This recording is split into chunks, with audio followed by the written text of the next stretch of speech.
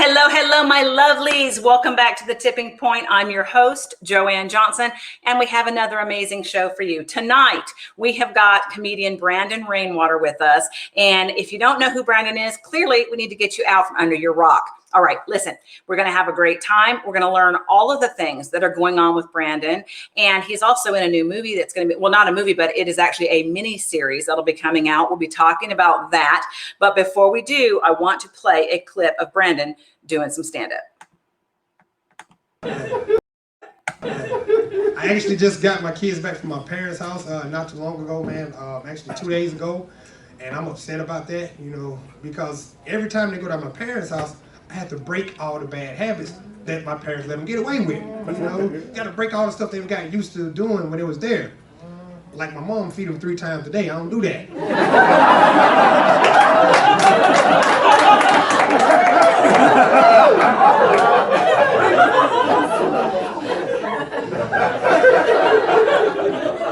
It's too much, man.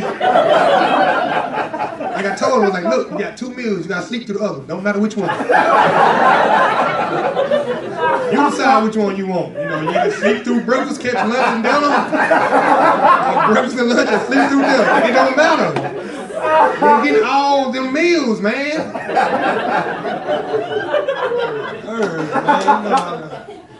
I think food grow on trees or something.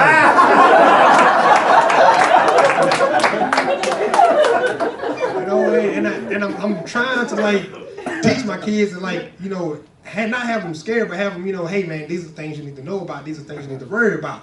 You know, like if this was like a place to get trapped at, I would have got in trouble tonight because I was chasing Pokemon Go's down here.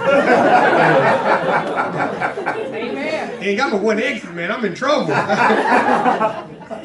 And like, so I was telling my kids, I brought my daughter in there after I had seen that show, How to Catch a Predator. I watched like 10 hours of it, a marathon. I was scared. I thought I was gonna get snatched, you know? I ain't riding with nobody no more. I'm grown. I ain't gonna kidnap me. I don't know what's the age limit before you can not longer be kidnapped, be grown now. Gotta be an age. I gotta be close to it, that's all I'm saying, you know, but I don't want that to happen either. So I told my little girl, I said, hey, baby girl, hey, come here. Come here. I call her baby girl, she called me dad. That's the relationship we got, you know. I said, listen, I am freaked out from watching this show. So I need to know for sure what type of stuff will get you almost kidnapped. You know what I'm saying? So I can tell you not to pay attention to it. She's like, I'm listening, Dad, go ahead. Hit me. I said, listen, what if a van pulls up and he says, hey, in this van, I got the prettiest puppies you ever seen in your life. I said, what you gonna do? She said, I'm gonna run, Dad. I said, all right, that's my baby, good girl. I said, what if he tell you, in this van, I got all the candy you ever wanted. I said, what you gonna do? She said, I'm gonna run, Dad. I said, that's right, she's 2 for 2, I like it. I'm feeling good about myself right now. I said, oh no, I got it. I said, what if he tell you, in this van, he got a Pokemon, you which Pokemon? I was like, no, don't do that. You was doing so good. You asked the man what Pokemon, now you're Amber Alert. I gotta explain this to you more. He's hilarious, and I'm glad that he's here with us. You guys, let's welcome Brandon Rainwater. How are you? How are you? I'm doing well. Thanks for asking. How are you doing this lovely day? I am fantastic. Let me pull this off real quick because I want to be able to see you better. There we are. Okay. So I had that big thing going across the bottom. All right. So that is a good bit. Now, where did you film that one? That was at Coffee Underground in Greenwood, South Carolina. It's one of my favorite jokes, and it kind of took off. I wasn't expecting it, and they posted it up out through the show in it. So I was like, yeah, it's one of my favorite ones. And it blew up, yeah. Oh yeah. It went crazy, and they was like, man, you need to go check how many views that video got. We posted it from the show. And I was like, okay, cool. And that was like the next day had already got like 5,000 views, and I was like, that's pretty good, you know. Isn't it funny how things take off and you don't know, like you might think that there's something that's totally going to be amazing and it kind of sits there, and then something else that you never planned on, it'll just completely take off like that. Right. And I've been fortunate to have a couple things go viral, and it's usually never the things that I'm like, oh, this is it. This is so funny.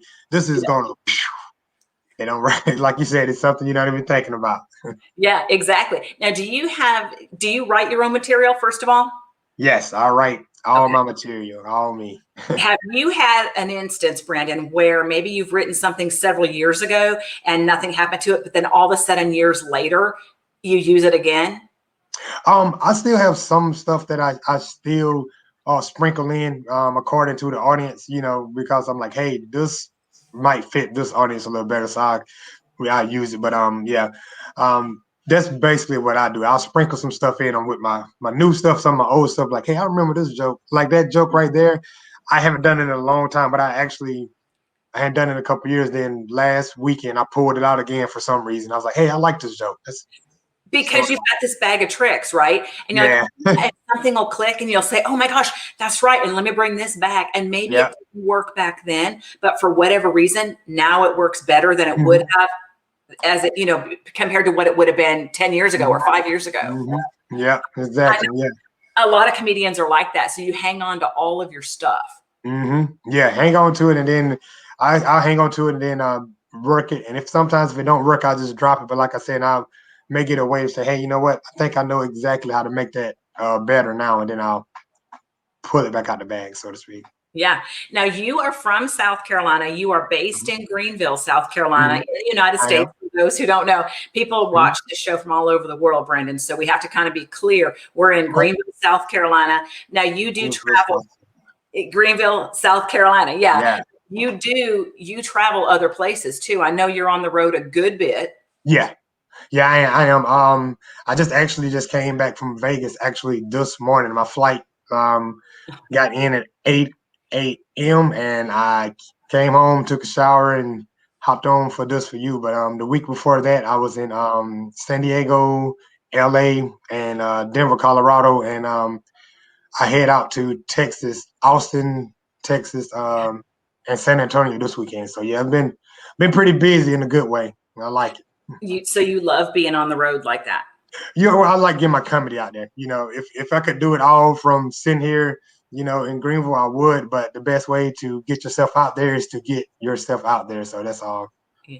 I've So been doing. how is it working with different audiences then? Because if you're in Vegas or you're in LA or you're in San Antonio, you're received differently in different places, or I should say your comedy is received Mhm, differently in different places. How do mhm. you adjust to that? I'm pretty good at reading the crowd, which comes with time. So I'll watch the audience as they come in. If a comment goes up before me, I kind of notice and see, okay, they responded better to these type of jokes. They're a high energy crowd, and I'm very high energy myself. So when I come out there, first thing I'm gonna do is try to attack their energy and make their energy come up. So that Yeah. it seems to be. I mean, it's no such thing as this works all the time, but it seems to be a very high percentage of working when I do it that way. And there's a lot of pressure on comedians right now Mhm. because I say this all the time because I'm very blessed to have so many comedians that come on this show. Yeah. And through the pandemic, and people have changed a little bit and their Mhm. expectations have changed, the way they feel about life has changed, and many are depressed. I hate to say that, y'all, but Yeah. it's the truth. And so that Absolutely. puts more pressure on you as a comic. Yeah.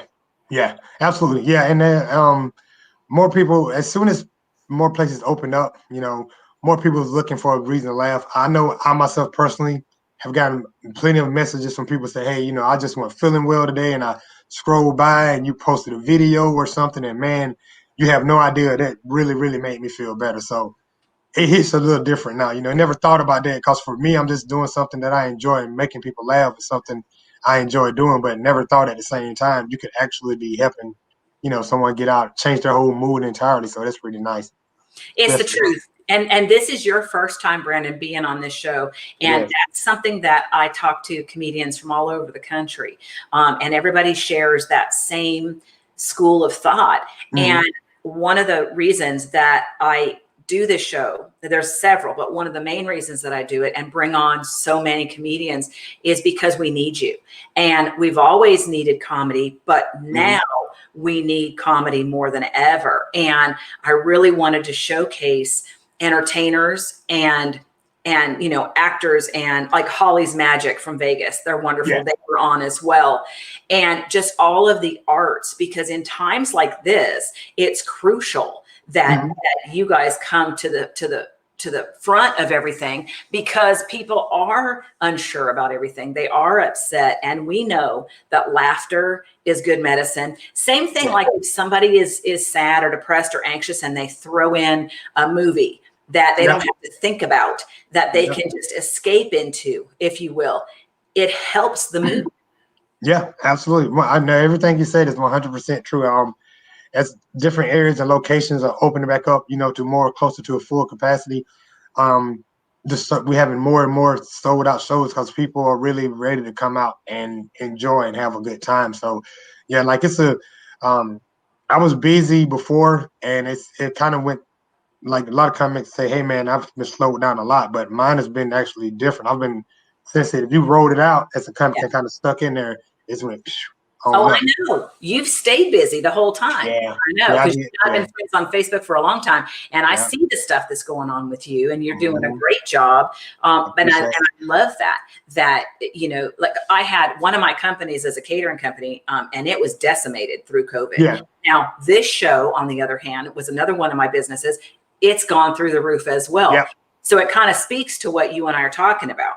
Yeah. People want to, and you still want to be entertained, and it's harder for them to get out. So this is a way for them to say, "Hey, this is cool. This is personable, and I feel like I know this person. I feel like I know that," and they just really, really, yeah. So I think it's working out. Even from doing like the virtual shows and stuff that a lot of people was doing. So I did that, whatever I could do to try to continue to do it. So how did that go, virtually doing your bits? Oh no, it was dope. I mean, like for me, still the same way. I kind of just took me probably about 3 or 4 before I really found out the right way to do it.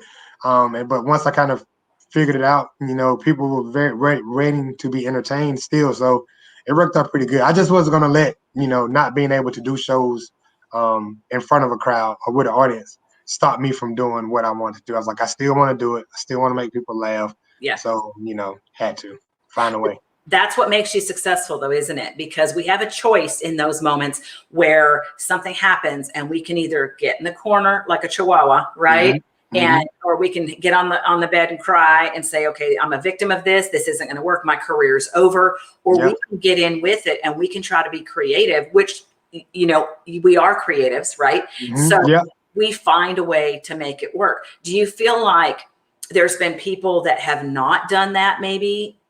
Yeah. I mean, it's a lot of artists or comics or some, they just say, "Hey, man, this is, I don't feel like doing it that way. This is not how I want to do it." And and if that's your choice, that's your choice. But at the same time, I want it too bad, and I enjoy doing it too much to let a little small roadblock. To me, it was just a small roadblock knock me off. Before I was doing the virtual shows, I said, okay, well, let me crank up and make more videos online. So I'm really tuned in and started making more videos. And then I said, okay, well, there's no virtual shows that I can get on. Let me make my own virtual show to get on. And then other stuff came from that. So, and people was like, man, I haven't done comedy and blah, blah, blah. I was like, I never stopped. I don't know what you mean. I haven't done it. And I was like, I never stopped. So you felt like it sounds like you're like, I'm going to keep going and it's going to have to catch me because I'm not making time for it. Mm-hmm. Yeah. And like, cause, I didn't know, just like everyone, we didn't know how long this was going to last where you couldn't leave or couldn't go out. So I was like, okay, so everything is going to change. So from now on, we're going to have to do comedy in front of a camera. And if that's the case, then I want to be one of the first people jumping on and doing it and getting the best of it instead of waiting and hoping to see what's going to happen. So like maybe I think the first thing I did, I just got on Facebook Live and I was telling stories, and then I was making my videos and stuff. So I was like, yeah, I'm going to be ahead of the game. That was the plan. And you're still doing a lot of things with Jazz Gill and Scooter Fowler. Mm-hmm. Yeah, we still do a lot of shows together. We're both really, like I said, both are really fortunate to still be able to work as much as we're working through this. Jazz and I, we got some videos that we plan on coming out as well as Scooter. So it's like I said, it's just trying to stay busy, keep putting out stuff, and hope people continue to enjoy it. And if no one else enjoys it, I enjoy making it. So someone. There you go. There you go. But I mean, Brandon, when we do what we love, right? And you hear this all the time. If you would do this for free, then that's what you would be doing, right? Yep. That's what you should be doing. Do you feel like it's something that you were called to do? Yeah. I've always thought I was pretty talented or funny in it. And but like took a couple of years to realize that it's a difference in just being funny and having an actual talent. And that's not saying that doesn't I'm not funny before, but once I start looking at it, it's like, hey, this is a talent. This is no different than the best PGA golfer. This is no different than the smartest scientist. Like they got a talent, they got a skill set, and they honed it. And now it's it's something that everyone can't do. It's people that do it, but they may not do it as good as you. So once I started to recognize this as not just being funny, as an actual talent and a skill set, I was able to appreciate it more and work even more at getting better at my talent and skill set. So let's talk about that, because a lot of people say, oh, well, I'm really funny and I can get up there and I can do this, I can do a set. And it is not the same, is it? No. I could not do what you do. No. And that's the thing. Like a lot of people encourage people just like, oh man, if you want to do it, get up there and do it. I am not that guy.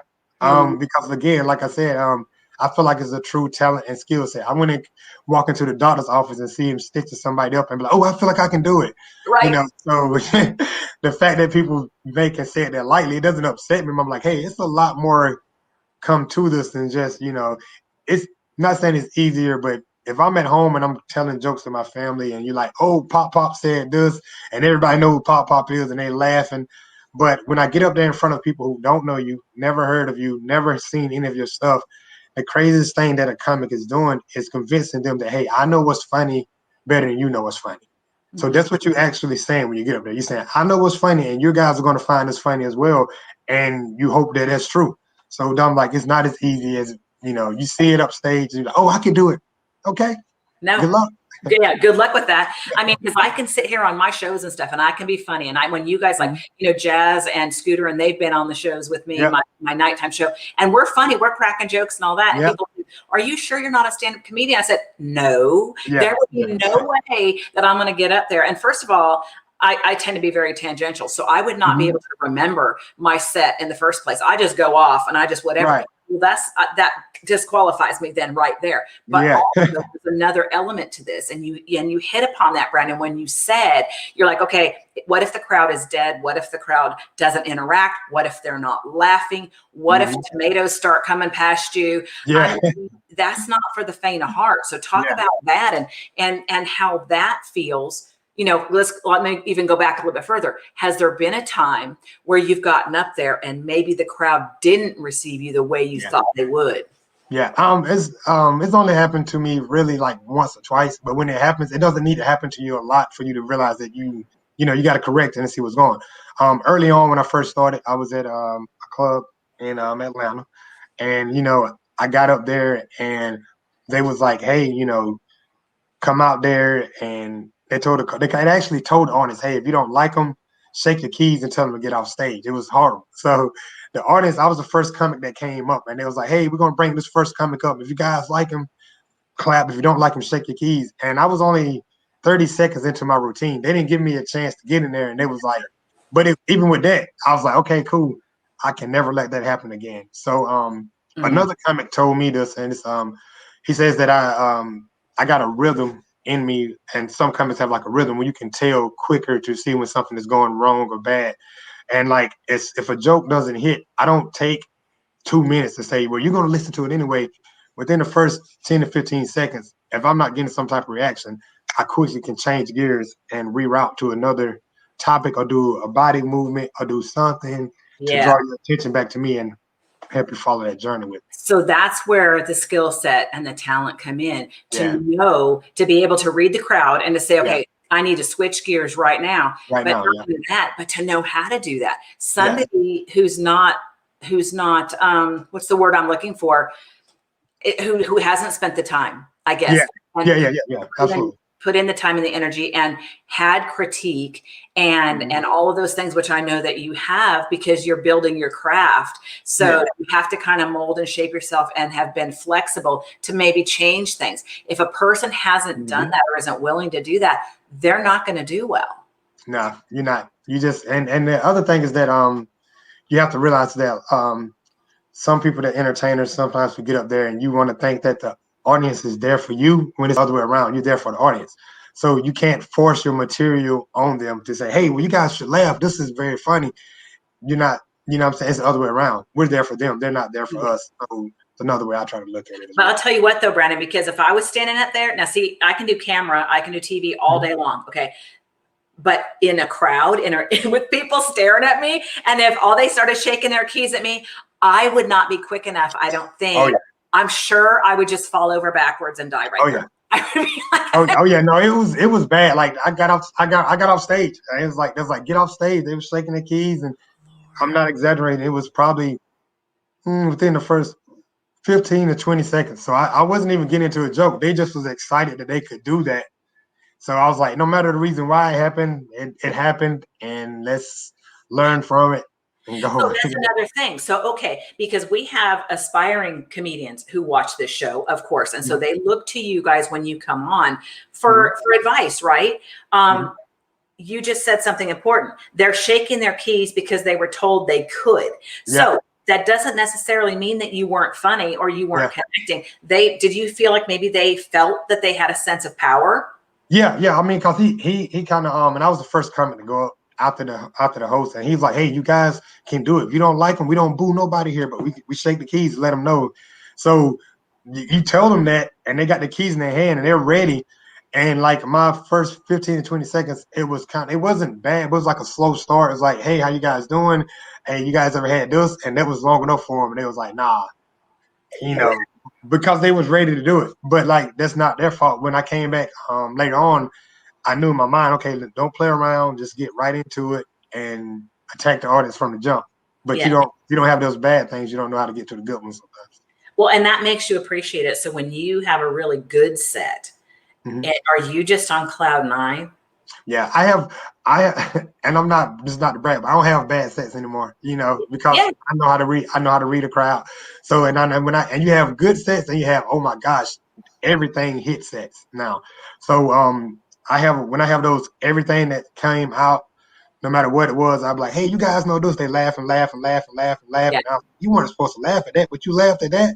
You just come off stage and you just like, yes, that's how it needs to be every single time. It's a great feeling.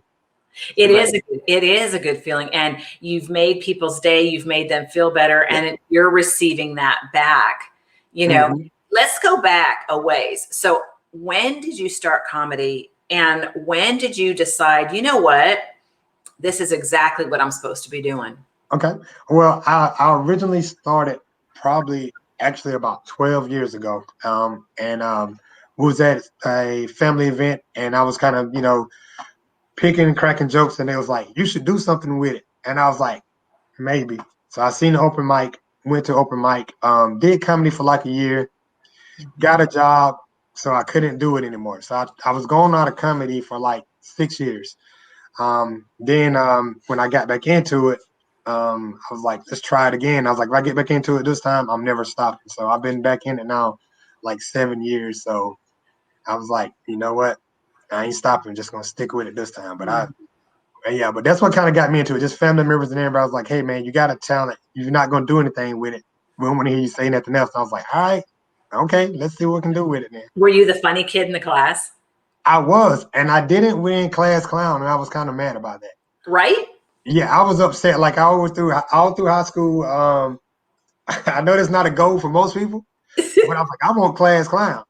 And my friend was real funny too. He was just a goofball, different funny, but a goofball. And he won, and he was like, "Man, I know how bad you wanted this." He's like, "I am so sorry." I was like, "I am mad. I'm mad, but not like." Yeah. And I was like, "Dang it, man!" It makes sense, though. It makes sense because this is what you wanted to do with your life, even before you knew it was what you knew it. Yeah, I wanted it, man. He was like, "Man, I'm so." He apologized. I was like, "It ain't your fault." I was like, "But I should have won." I was like, "I'm funny." And like I'm funny and goofy. Like I did everything you could do in your senior year, to try to get it, man.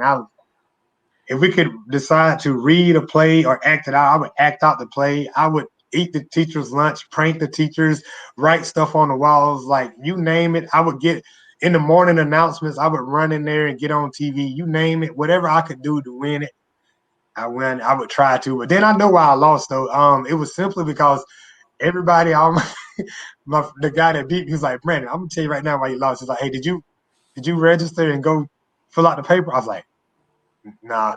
I was like, asked a couple of my friends, "Did y'all risk?" I was like, "Nah." I was like, "Okay, I see what you're saying." I was too lazy. I wanted to win, but I didn't go all Oh, the way. Yeah, so it was my fault. So that is I so didn't vote for myself. I can't expect nobody else. okay. So, and okay, so and the fact that you knew you were always funny, you knew this is what you were supposed to do. What would you do if you couldn't do this for whatever reason? What other job would you see yourself doing? A teacher. I always kind of like being a teacher. You know, I like kids. Come from a big family, so I've always like enjoyed being around kids and kind of helping them out. So teaching has always been like my second to career that I would have chosen. I feel like that would have been pretty good. You have those teachers who you're like, oh my gosh, he was so nice or she was so cool. I remember them. They always made me feel like they believed in me, and I always like said, man, if I couldn't do it, if I wasn't doing this, I would have loved to Oh yeah. be a teacher. Yeah. And you still could too, because you could teach Yeah. comedy to people too, or you could, Yeah. Yeah. Yeah. there's all Yeah. kinds of things. Yeah. But there's a lot of entertainers too that have day jobs. And talk about that, because sometimes people will think they have a day job and they're still trying to get out there and kill it with their on-air career, their comedy career, Mhm. whatever, but it's not paying the bills yet. And they come so close, Brandon, sometimes to giving up. What would you say to those people? Well, just yeah, you just kind of gotta dig in there and just stay in it. And if you're meant to do it, it eventually will turn around. If you put in the work for it, it will turn around. And you got to be patient. It's not a quick thing. You set a time frame in your head. You talk to some of the older comics who've been doing it a while, some of the vets, and set a realistic time frame. You can't be doing it, 2 months, 3 years, and you're looking at somebody who's been doing it for 7 years and like, well, I want to do what they have. I want to get paid like they're getting paid. Realistically, for a comic to start getting what they want, not count social media stuff, you first of all be funny, but it's usually between the 5 to 7 year range before it turns on the upper, and you really can ask for that money that you think should get.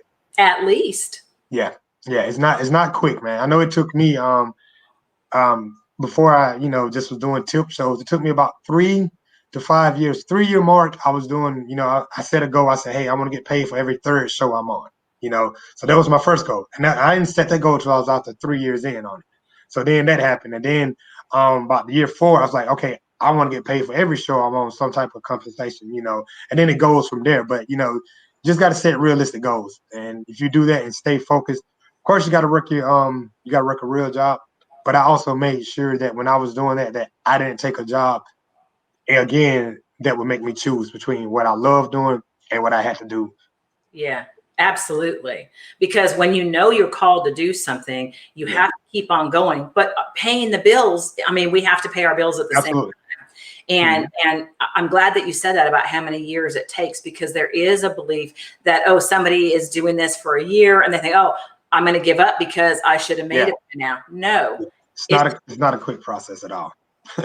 No. Well, let's talk about this, because you do more than just stand-up comedy. You're actually in a mini series that's being produced. You guys are in production now. Let's talk about We Five. Okay. Yeah, that's very cool. Which is I'm actually one of the writers and I'm one of the assistant directors on it now, which is really cool. And yeah, it just kind of just one of those things where someone recommended me for the part, and I was like, say, hey, Brandon, we want this guy to be kind of goofy but serious, and it was like, just think about it. Think about that type of character in your head. And what's cool about it is, like, once I read the script and heard about it was like, what you're gonna do is pretty much 5 people are chosen to help run the country. The president says, hey, everyone thinks it's so easy, pretty much. I think that everyone should be able to have a hand in it. I'm picking 5 people from a lottery draft, and I'm one of the lottery picks who get to help run the country. So it's pretty cool. No pressure at all on No pressure at all. No pressure at all. Yeah. And Now you said you're writing part of this too. yeah, I'm helping. I'm an assistant. They got the main writers, but I'm an assistant writer to make sure it don't get too dark. Okay. Oh, that makes sense though, because it could. I mean, Yeah. it is a drama, right? Yeah. But with an Mhm. element of comedy. Yeah, they wanted to have a little bit of, say, hey, we want it to be, drama, we want it to be serious, but at the same time, we want it to be a little bit of sprinkle of like, okay, that's funny, okay, that's cool, So I was like, yeah, I can do that. I can do that. That sounds good. So this is awesome. So look at how things are going for you. I mean, you're doing all of these comedy routines all over the country. Now you're not only appearing in the miniseries, you're helping writing the miniseries. So that's now on your credit. And that might be something that somebody has never thought of doing. Maybe they thought, oh, it's, you know, it's all about stand up for me, or whatever. And maybe they go, but I actually can write. I never thought about doing what you're doing. Right. And that's the thing too. Like if you really want to be in comedy, it's more than one way to be in comedy. You can be a promoter, you can promote the shows. Like I said, you can be a writer, you could be a bookie, you could be, you know, it's more than one way. Just because, you know, you don't hit it as the best comic as you would want to be. If you're really passionate and want to be around it, it's other ways you could be around it. So yeah, you have to. Absolutely. And so, and I don't know that people think that. Sometimes they pigeonhole themselves into this is what I do. And if you find that it's not working for whatever reason, maybe you just have to kind of pivot for a minute and realize that, you were brought to this line of work for this reason, for this season. But maybe we need to kind of push over to the side for a minute and something might completely blast open for you. Right. And I've seen, and that's the thing too, like it all comes back to sticking with it in time. I've seen comics who started, you know, 10 years ago, and when they first started, I was like, man, in my head, I'm like, man, you need to quit comedy. This ain't for you. But, I mean, because it just wasn't funny. It wasn't. But like they stuck with it. They kept practicing their writing and practicing.